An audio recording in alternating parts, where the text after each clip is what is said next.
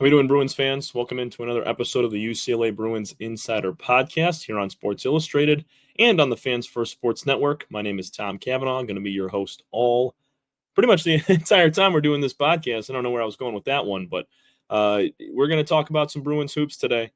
They got a big game on Wednesday facing off against Idaho State, a team that has played relatively close ball games against good squads. Especially arch rival of UCLA. We'll get to that in a little bit, kind of breaking down their top scorers and their record so far this year.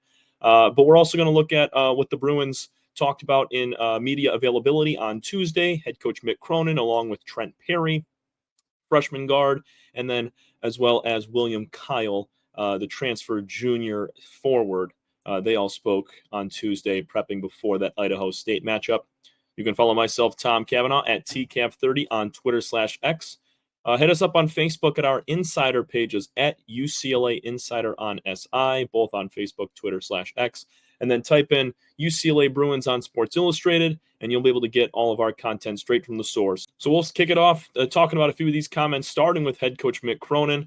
Not going to get into any super long, detailed quotes that he had. But we're going to touch on a few things that he did mention and talk about. And the first thing being a solid starting five that he is looking to find to be in clutch moments.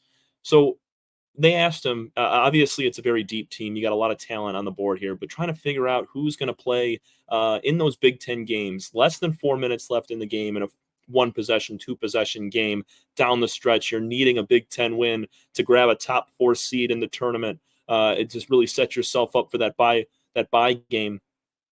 So, I mean, that's just one small hypothetical circumstance, but it's games like that where Cronin's going to need to find, and especially against Arizona, a top 10 team, UNC, Gonzaga. I mean, they got one of the hardest non-conference schedules after they get done with these teams like Rider, Boston, Idaho State, that type of deal. They're going to be taking on some of the nation's best. So they're going to need to come through with their best starting five. And Cronin basically said defensively he knows who he's going to play.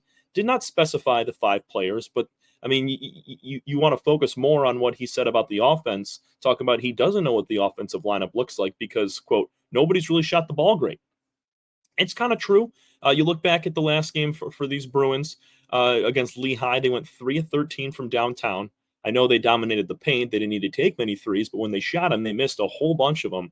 So going forward, that number's got to be better. They got to shoot the ball better, and it's got to be certain individuals to shoot the ball better for Cronin to really trust in them and put them on the floor. He also went in to talk about kind of the leadership roles as well. I mean, you got guys like Dylan Andrews, who's in his 3rd year with the program. Adai Mara, he's coming back for his 2nd year. Sebastian Mack, same thing. Kobe Johnson, he's one of the big seniors on the team, even though he's a transfer from USC. Those guys kind of need to step into those leadership roles. And Cronin was asked, he goes, have you seen anybody really step up, be that vocal leader, or like, have you seen a lot of leadership? And he just straight up said, not enough. He said a guy that's played for the most for us is Dylan Andrews, hasn't been playing. And Andrews, kind of to interject in the middle of this topic here, he was out the last 2 games with a left groin injury. He could possibly play this week. We will see. It's better that he doesn't. I don't think – I mean, Idaho State's played competitive games all year long, but I don't think you absolutely need Andrews to get a win on Wednesday. So if he's not 110%, keep him out. But back to what we were talking about with Cronin and the leadership roles, he's looking for guys to step up. What he finished with in his comment specifically to this, he said, we don't have a clear-cut leader. And that speaks volumes to this Bruins team because, I mean, you knew coming in, they had so many transfers, a couple new freshmen, a.k.a. Trent Perry, who we'll get to in a minute. But it's a new group with a lot of different players from a lot of different places.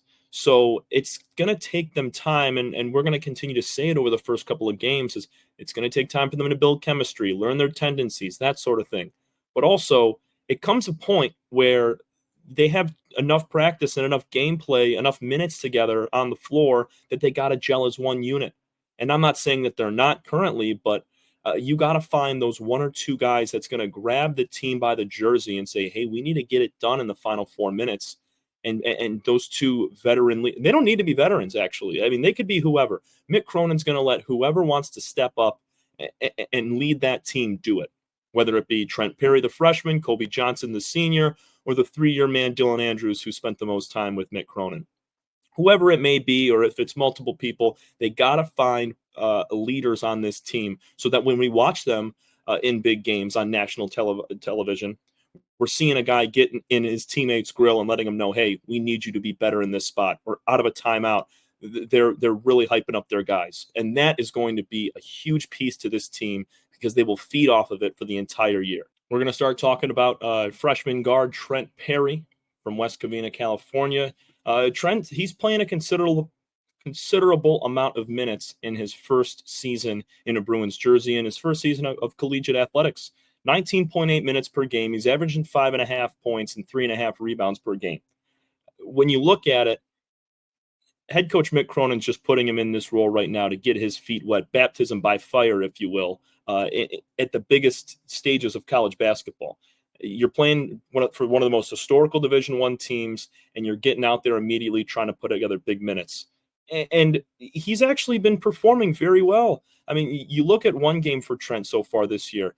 He went off. I mean, you look at his stats this year, he had 8 points, 3 rebounds, 2 assists, 2 steals against New Mexico, the team that UCLA lost to. And after the game, head coach Mick Cronin was very, very pleased with how Trent played.